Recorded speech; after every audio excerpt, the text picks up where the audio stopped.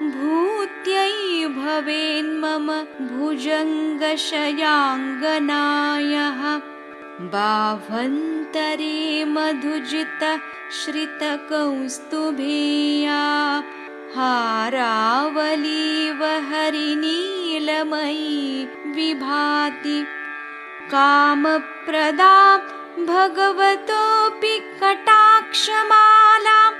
कल्याणमावहतु मे कमलालयायाः कालाम्बुदाळिललितो रसिकैटभारिः धाराधरे स्फुरति या तडिदङ्गनीव मातुः समस्तजगतां महनीयमूर्तिः भद्राणि मे दिशतु